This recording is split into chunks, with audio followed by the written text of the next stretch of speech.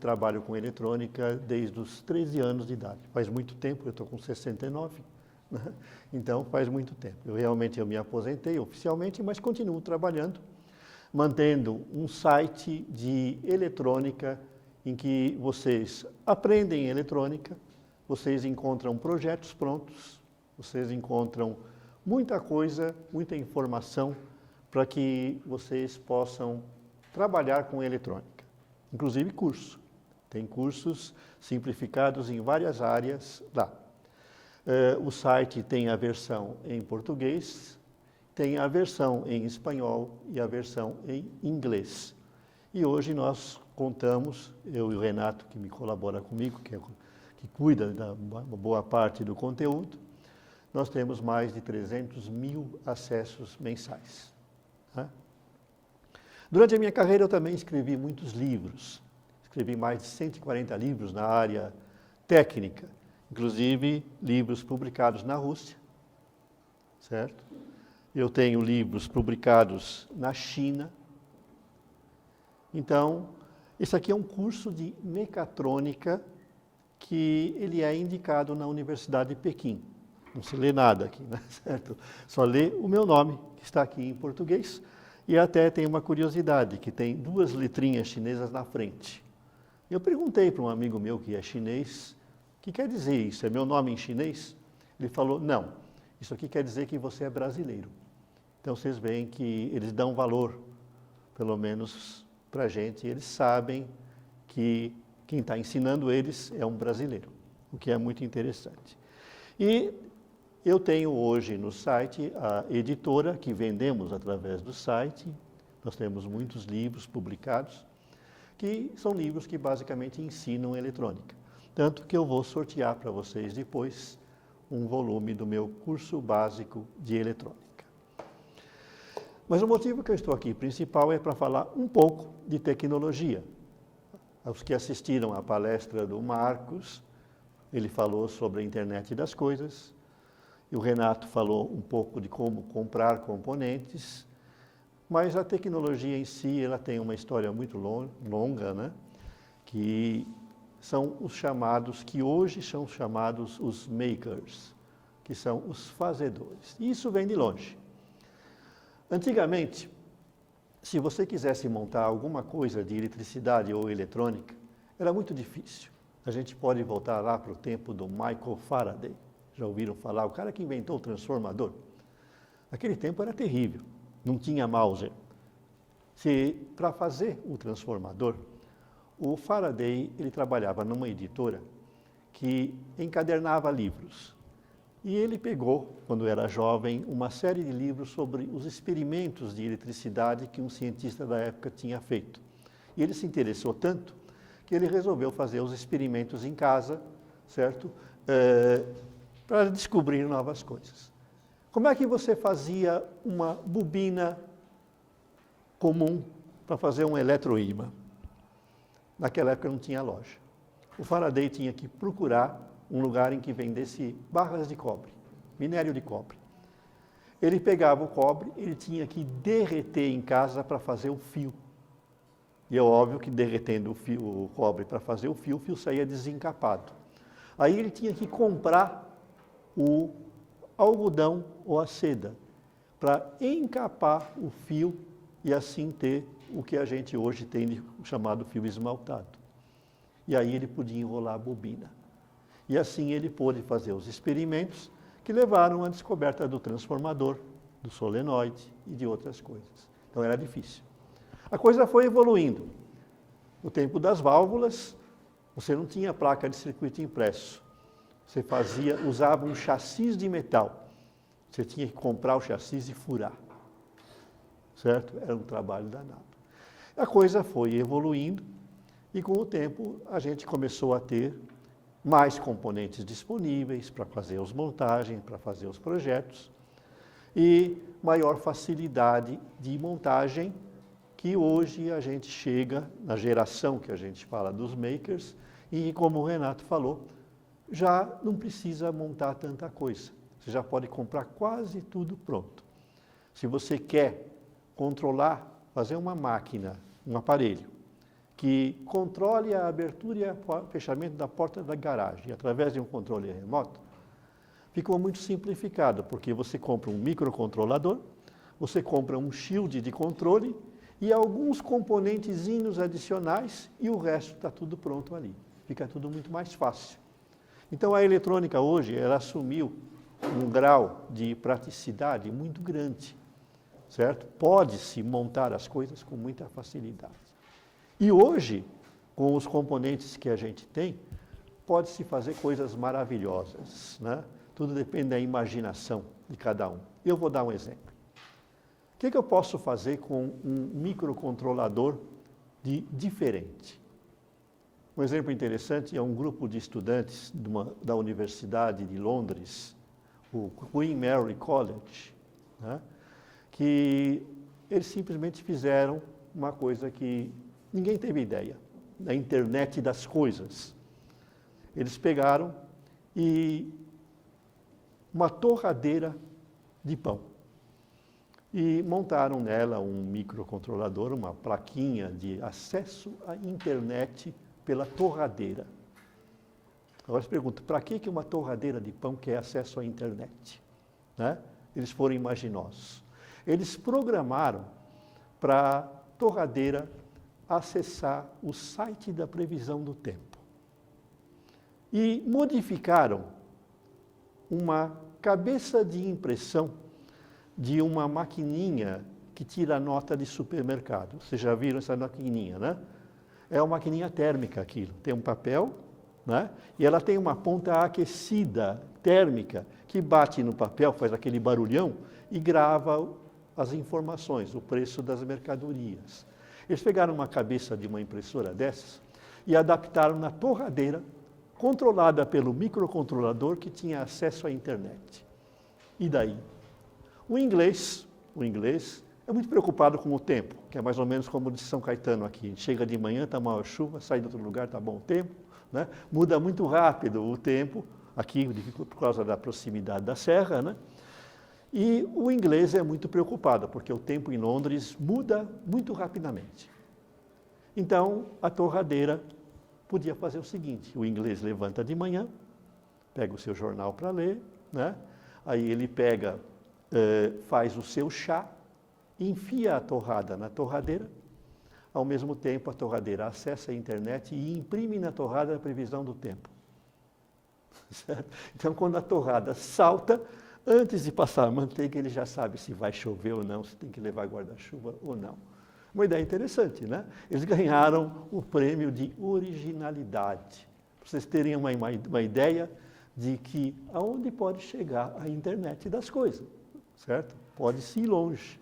Teve um outro grupo de estudantes ingleses também, que tiveram uma ideia bastante interessante e até estranha. Na Inglaterra, a maior preocupação que eles têm no jardim das casas são as lesmas. Elas comem tudo. E sabe que a lesma é um bicho mole, mas a língua dela é óssea e tem uma lima. Então ela passa na folha, aquilo lá, e vai comendo a folha. Come a folha de tudo quanto é planta. Você planta um jardinzinho bonito hoje, depois da manhã não tem nada lá. Está tudo pelado, que nem essa uva aqui, né? Come tudo. Né? E os pesquisadores, estudantes britânicos descobriram o seguinte: se você pega uma luz ultravioleta e ilumina a lesma, ela fica fosforescente. Que nem vocês vão no baile, tem a luz negra, né? Bate na roupa, fica fosforescente. Então, a lesma, ao ser iluminada com uma luz negra, fica fosforescente. Então, eles montaram um robozinho.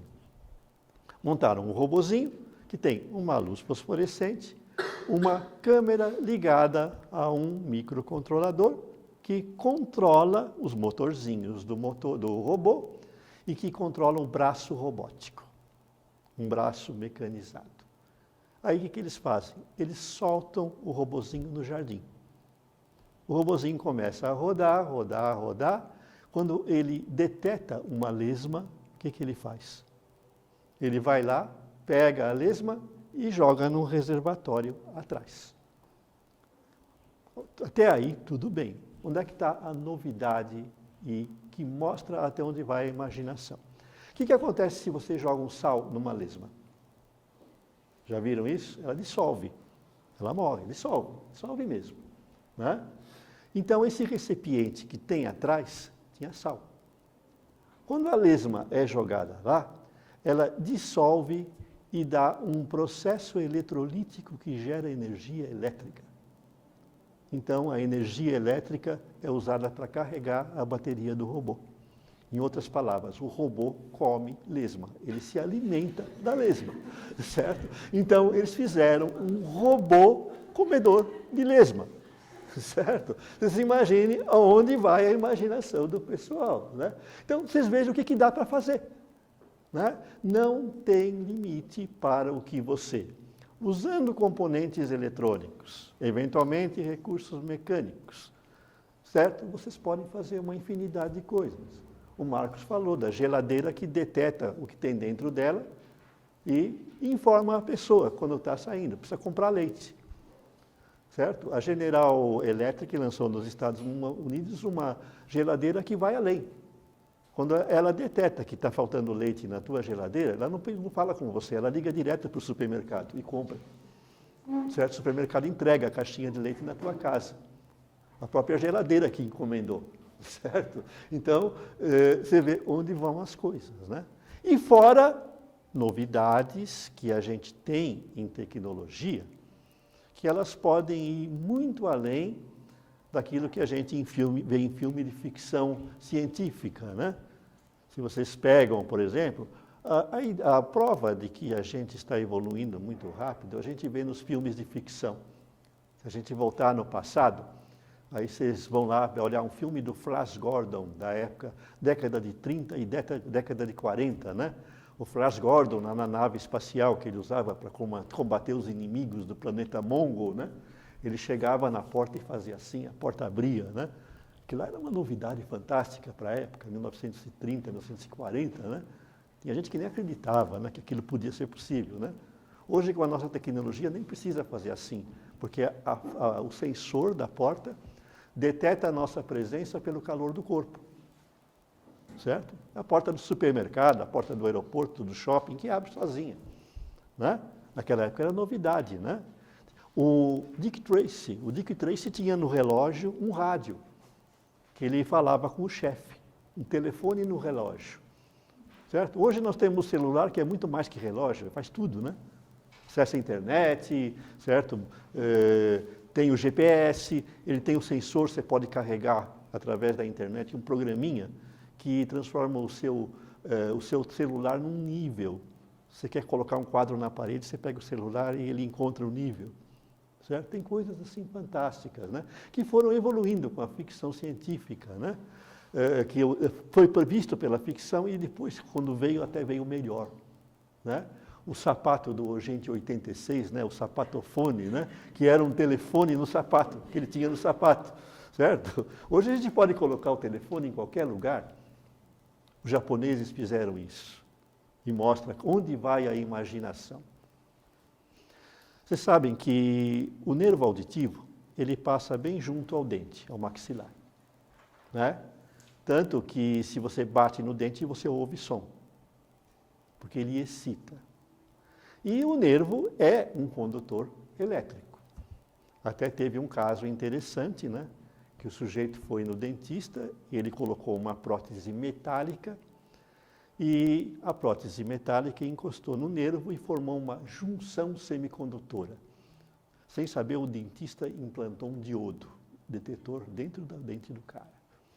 E o cara morava perto de uma emissora de rádio. Aí ele chegava em casa, deitava, ele ia dormir e ele começava a ouvir coisa.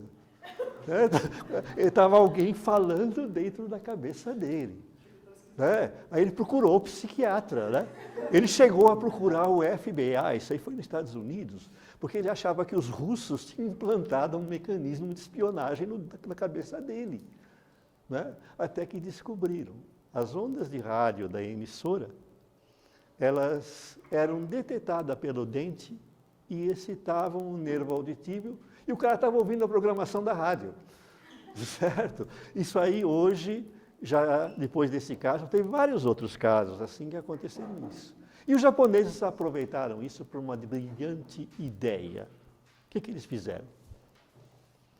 Aproveitaram que o nervo auditivo está lá no dente, eles criaram um dente celular.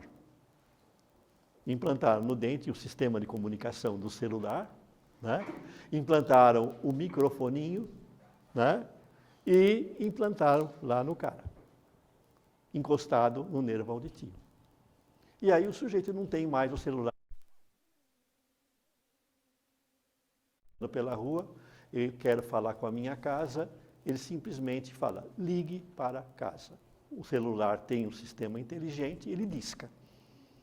Certo? Quando alguém atende, você ouve direto no cérebro.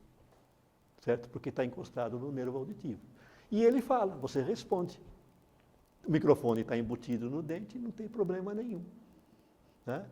Eles não foram muito para frente aí, porque teve dois problemas. O que ia dar de gente falando sozinha na rua, né? Certo? Quer dizer, você pensa que está falando sozinho, mas está no celular, né? Mas o problema maior era como recarregar a bateria. Certo? Teve um engraçadinho que falou, é o seguinte, basta sentar em cima do carregador, certo? Por meia hora que ele carrega. Quer dizer, onde estava a tomada ele não falou, mas para carregar, mas deu a entender. Mas esse processo está ainda em estudo, certo? Talvez no futuro a gente tenha realmente, não digo que seja no dente, mas talvez no futuro a gente possa ter o celular implantado. Né? Fantástico tudo isso, né? E a internet das coisas também, ela tem vindo, assim, com uma tecnologia avançadíssima, principalmente agora com a evolução da física quântica, né? Então, estão começando a aparecer alguns dispositivos quânticos, certo? Alguns sensores de celulares, sensores inerciais, aqueles que detectam a posição do celular, certo? Quando você vira ou não, eles já utilizam tecnologias quânticas na hora que você faz a parte principal do chip. E existe aí uma ciência derivada da física quântica e da eletrônica, que é a plasmônica. Já ouviram falar? A plasmônica, ela trabalha com vibrações de plasma na superfície de materiais semicondutores que fazem interações quânticas com esse material. Então, é possível você criar algumas coisas fantásticas, inclusive envolvendo ondas eletromagnéticas até luz, inclusive. E uma das criações mais interessantes que já está vindo aí é o casaco plasmônico. Certo? Internet das coisas. Você vai comprar um casaco que tenha nele uma substância plasmônica integrada a um circuito de controle eletrônico. E daí, o que faz o casaco plasmônico? Vocês sabem que a luz só viaja em linha reta. Então, se eu estou aqui, a luz do que é refletida no quadro não passa por mim. Eu sou opaco, não sou transparente. Né? Se a luz pudesse atravessar do meu corpo, vocês iam enxergar o casaco, enxergar o quadro. Mas o que eu posso fazer? Eu visto um casaco plasmônico. O casaco plasmônico, a luz bate, contorna e sai na mesma direção que ela veio. Então, se eu vestir um casaco plasmônico, eu fico transparente. Você pode ver através do meu corpo. Certo? Então, já existe no Japão, já fizeram testes, com um casaco plasmônico. Certo? Uma coisa fantástica. Para que serve uma substância plasmônica? E aí você tem um anfiteatro e tem uma coluna no meio. Quem senta atrás não vê nada. Eu revisto ela com um revestimento plasmônico, ela fica transparente, mesmo sendo de qualquer material. Certo? Vocês imaginem, isso vai ser coisas que estão vindo com a física quântica, cada vez mais se inteirando com a eletrônica e, de repente, se inteirando também com o nosso corpo. É aí que a gente fala de inteligência artificial, da possibilidade de você ter uma interação cada vez maior com o organismo humano, né? Antigamente o pessoal falava em telepatia, né? E era, certo, uma ciência assim totalmente abstrata que não tinha fundamento. Mas hoje a gente começa a perceber que a coisa não é tão simples assim e algumas luzes estão sendo abertas com a descoberta que a gente tem feito em física quântica. Por exemplo, nosso universo, que nós vivemos aqui, ele tem 3 dimensões. Por quê? Quando houve a formação do universo, o Big Bang, há 15 bilhões de anos atrás, só se expandiram 3 das 9 dimensões que existem. As outras 6 ficaram embutidas, certo? No átomo, praticamente, nas partículas elementares. Tanto que hoje a física quântica justamente estuda essas partículas, né? Então a gente sabe que existem dimensões embutidas no nosso universo.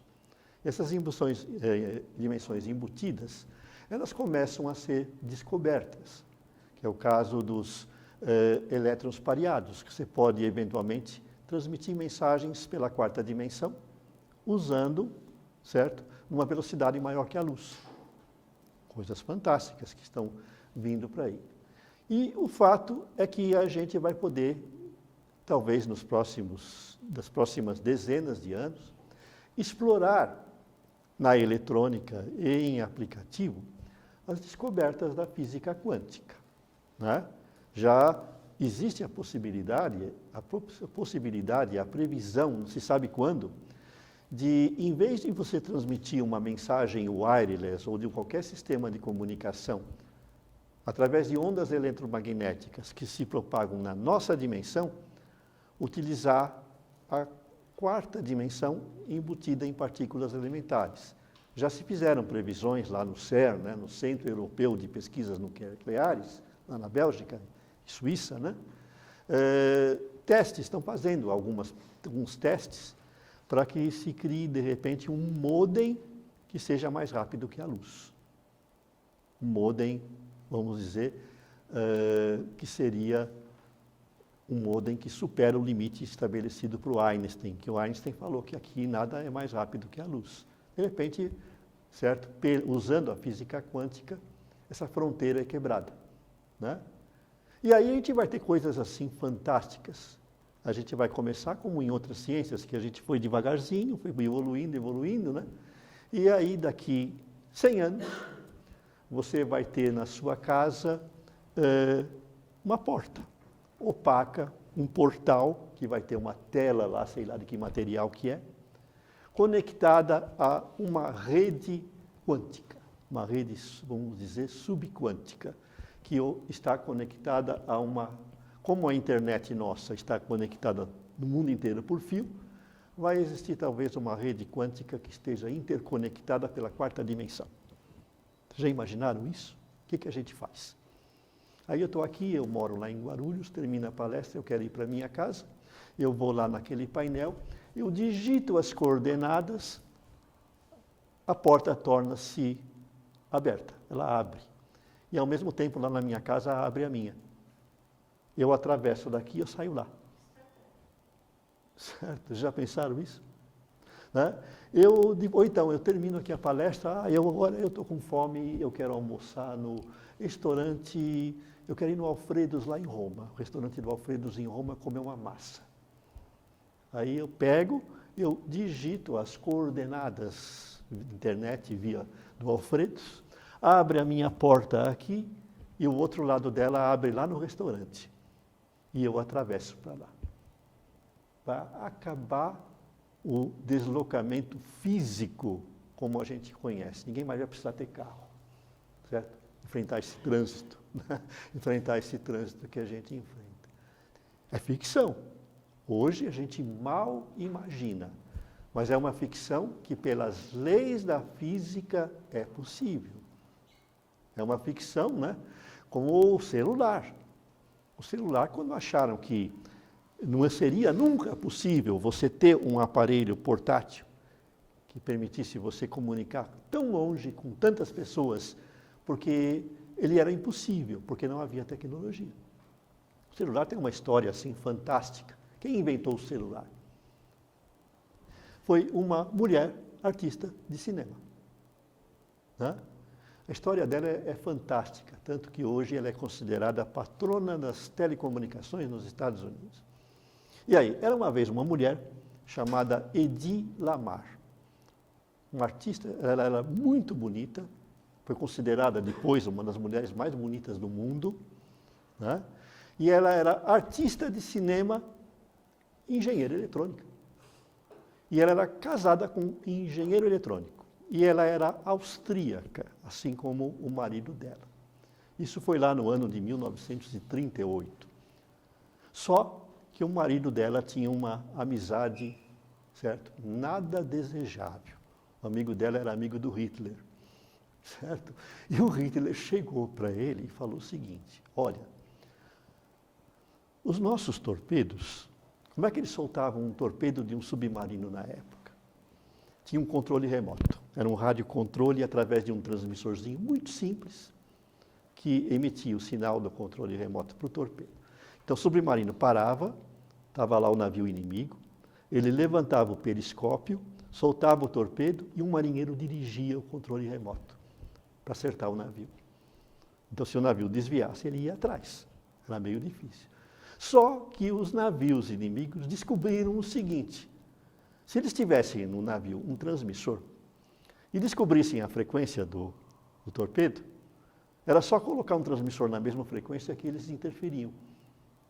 E aí ele perdia o controle. Perdia o controle. Então era fácil ficar lá. Tinha um marinheiro que ficava constantemente com um rádio procurando as frequências. Na hora que ele detectava um sinal e dava o alarme de que vinha vindo um torpedo, ele punha o transmissor na mesma frequência e emitia um sinal, o torpedo ia para o outro lado. Então o Hitler pediu para o marido da Hedy Lamarr e para ela que inventasse um jeito de fazer um torpedo à prova de interferência. Né? E os dois começaram a trabalhar, só que ela, muito esperta, sabendo das intenções do marido e do Hitler, ela fugiu da Áustria. Foi lá para os Estados Unidos. Né? E lá, como ela era muito bonita e era artista, ela se tornou artista de cinema. Né? E por uns tempos ela esqueceu a ideia. Ela participou de filmes assim famosos, Sansão e Dalila, quem já assistiu esse filme, um filme antigo, certo? Foi feito por ela era a Dalila, certo? O Ben-Hur, certo? Aquele filme nas carruagens, se vocês olharem a moça da heroína, lá era ela. Ela foi considerada a mulher mais bonita de Hollywood, isso aparecia em tudo quanto era filme. Né? E um dia, conversando com um engenheiro eletrônico, que era conhecido dela, ela falou da ideia dela de fazer o torpedo à prova de interferência. E o engenheiro gostou tanto da ideia que os dois sentaram e ela passou a ideia e os dois desenvolveram um projeto. Qual que é esse projeto? Eu posso fazer um transmissor à prova de interferência se, em vez de transmitir numa única frequência, ele ficar saltando de frequências constantemente. E o receptor fica sincronizado, salta os dois na mesma frequência. Então ela criou esse método. E criou um método de você concentrar o sinal numa frequência muito estreita, de modo que com pequena potência você podia ir muito longe. E aí você podia ter um transmissor pequenininho que vá longe, o celular. Né? Ele é pequenininho, mas ele atinge vários quilômetros, certo? Na época do Dick Tracy, se você quisesse alcançar uma estação a 3 quilômetros de distância, você precisava levar uma mochila com a bateria e o transmissor, que é o que faziam os soldados da Segunda Guerra. Se vocês verem os filmes antigos, tinha o oficial das comunicações. O cara carregava um transmissor desse tamanho nas costas, pesava quase 30 quilos, que era o jeito dele se comunicar. Né? E a Hedy Lamarr descobriu esse sistema. Os americanos seguraram o sistema durante muitos anos para usar em aplicações militares, porque estava em guerra. E quando liberaram, só foi possível aplicar o método dela num transmissor quando inventaram um circuito integrado. Aí foi possível. E aí, lá para 1980, apareceu o celular, graças a ela. Então, para azar dela, certo? Quando os primeiros celulares saíram, a patente que ela tinha venceu. E ela nunca ganhou um tostão pela invenção dela, porque venceu a patente. E ela morreu no ano 2000 agora, e o governo americano resolveu homenageá-la como a patrona das telecomunicações nos Estados Unidos. Certo? A mulher, além de bonita e excelente artista, conhecia muito bem a tecnologia, né?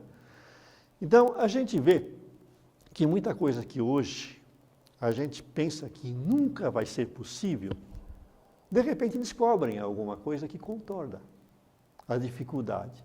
E a coisa começa a se tornar comum, certo? Você ter internet na roupa, internet em objetos, tênis que já tem o podômetro, que medem quanto que você caminha, certo? E que quantas calorias você consome, né? E transmite isso para o teu celular, né? Como é que vai ser o plano de saúde do futuro? Não está muito longe, não. Certo? Vai ser internet dentro de você. Né? Você vai lá no seu agente de saúde, certo? Procura uma dessas empresas seguradoras de saúde e fala, eu quero fazer um plano de saúde. Né? Aí você preenche a ficha, tal, escolhe o plano, etc. Aí a atendente fala, agora você vai para aquela salinha. Né? Aí você vai lá na salinha, tem uma enfermeira com uma injeção, ela injeta em você um micro-robô, um nanorobô, produto da nanotecnologia.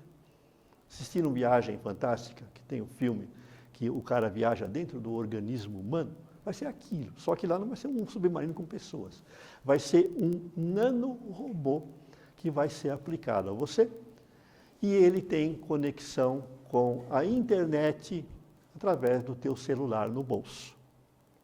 Ele vai monitorar sua temperatura, certo? Seu grau de glicemia, quanto de açúcar você está no sangue, seu triglicérides, seu colesterol, a pressão sanguínea e vai estar constantemente fiscalizando as suas artérias e veias para saber se tem pontos de obstrução. Se ele chega lá e, opa, aqui está perigoso, ele bate uma foto, manda para a internet para o teu médico, certo? E aí um belo dia, você está andando na rua, né? Tranquilo, certo? Não está pensando em nada, o teu robozinho deteta que você tem lá uma veia que vai ser obstruída a qualquer momento e você vai ter um infarto, né? Você não está sabendo de nada, mas o seu nanorobô, certo? Liga através do teu celular para o plano de saúde e informa o que está acontecendo. O plano de saúde aciona o teu médico e aciona uma ambulância. Aí você está andando na rua, não está sabendo de nada, para uma ambulância do teu lado, desce dois enfermeiros, certo? Te agarra, te joga na maca e te põe lá dentro, você vai ter um infarto daqui meia hora, certo? O teu médico está esperando já lá para evitar que isso aconteça. Vai ser assim no futuro, certo? O plano de saúde, certo? Vai ter dentro de você um monitoramento de saúde constante. Está chegando lá, você já tem os relógios inteligentes, que já fazem isso, né? O relógio da Apple, né, ele monitora o teu estado de saúde. Se você vai ter alguma coisa, ele te dá um alarme, né? Então, vocês vejam que a tecnologia, ela tem coisas assim fantásticas para vir. Ela vem evoluindo numa velocidade mais rápida, cada vez mais rápida. Antigamente demorava, em média, 10 anos, 20 anos para aparecer uma coisa nova. Da válvula para o transistor demorou quase 30 anos, né? Do transistor para o circuito integrado, aí já demorou 10, certo? E a evolução tem sido muito rápida mesmo, né? E todo dia a gente tem coisa nova e a gente não pode prever tanto para onde a gente vai, tá? Alguém tem alguma pergunta? Não, certo? Vão ficar assustados, né? Porque as coisas evoluem de tal maneira, né?